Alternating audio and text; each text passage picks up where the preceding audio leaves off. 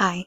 So let's say that you walk into a coffee shop hoping to get a cup of coffee to compensate for the crap day that you've been having. You hear the total come out to $8 and you think to yourself, I can't believe I just wasted that much money on a cup of coffee. Then you take your coffee and go to sit down, but not without noticing that you ended up with the worst seat in the cafe. And you doze off, staring out into nothing, thinking about what terrible luck you have and how the world is out to get you. Just then, a woman comes in, about your age, kind of similar looking to you. Yet in her mind, she's happy. She's not overthinking about how much she just spent on a cup of coffee. She's not thinking about how she got the worst seat in the cafe. She's just smiling, people watching. And you can't help but wonder to yourself, how can you guys be in the exact same coffee shop, smelling the exact same things, but have completely different mindsets? And the answer to that is a lot simpler than you would think. It's because you think.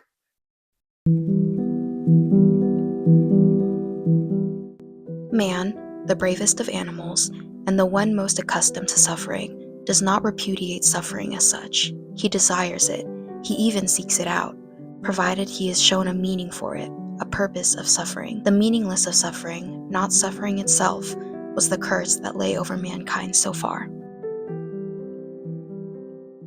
Our minds do not want to see us happy. Okay, maybe that was a bit of an exaggeration. It's not that our minds are seeking out our demise, but simply they're not concerned about our fulfillment or even our joy. Our minds were built to ask the questions to keep us alive. Things like, how will I survive the night? How will I get food? Or can I even trust this person? But even though we're out of that era of humankind, our minds are still in that fight or flight mode, keeping us scared, angry, resentful, and overall doubtful about the world around us. That's when the questions begin. What if they don't like me? What if I don't get the job? What if they're all talking about me? Until they're no longer just questions, but manifested truths.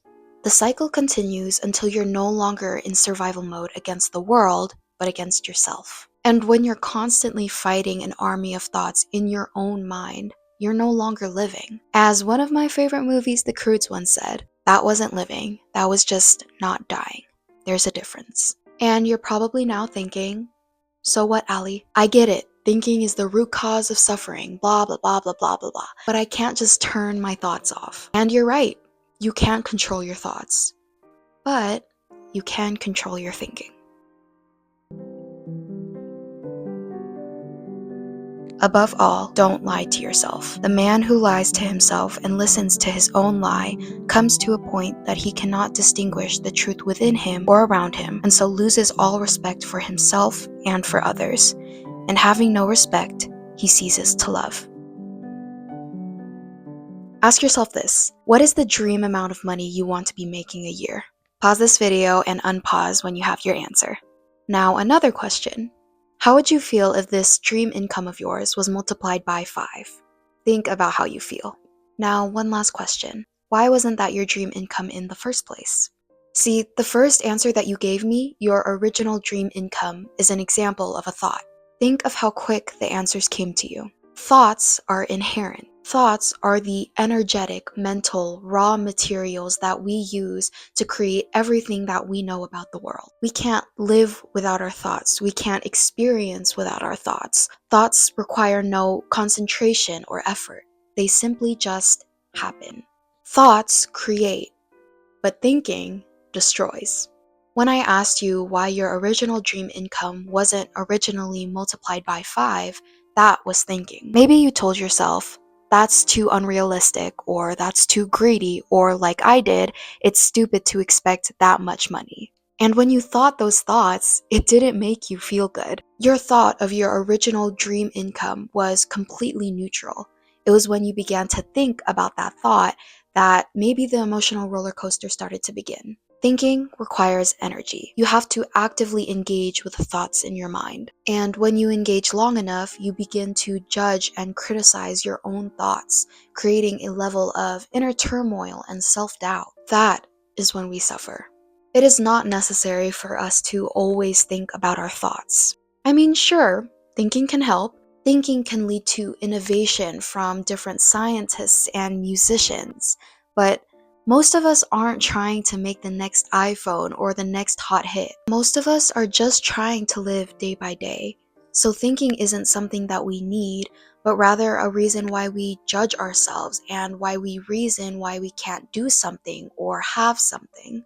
And please, by no means assume that when I say that thinking isn't good means that you're not normal, because unfortunately, thinking is the norm. Just because I'm making this video does not mean that I'm not also a victim to the overthinking cycle. And that's because, unlike thinking, unfortunate events are not optional. People go through terrible, unfortunate events every day. All you have to do is turn on the TV to see that. Unfortunate events are the breeding ground of thinking. Unfortunate events open the door for thinking, inviting them in like an old friend ready to catch up. To not suffer, to not think time and time again about the old and new thoughts in your mind requires active work and discipline. And although I'm not going to be going over the strategies that you can use to overthink less in this video, I'll be linking my resources and the books that I used in the description below to help you think less and live more.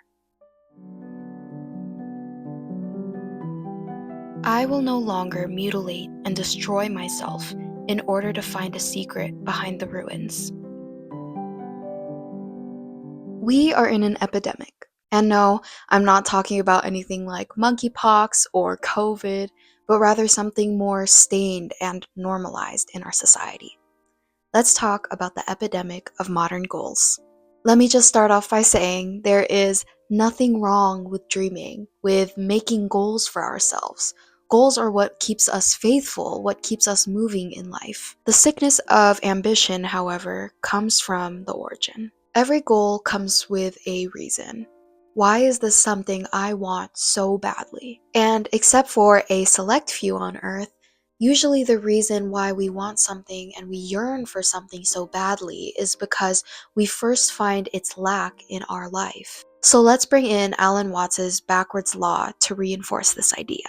To put Watts's definition in simpler and quite frankly less pretentious terms, to pursue something is to reinforce that you were lacking it in the first place. You search for the best ways to make money because you feel you don't have money. You stand in front of a mirror telling yourself that you love yourself because you feel that you're not beautiful enough already. You sit here and watch this video on how to get a hold of your overthinking because you fear that you already lost control. This fixation on the better only serves to remind us over and over again about what we don't have or what we could have been but we failed to be.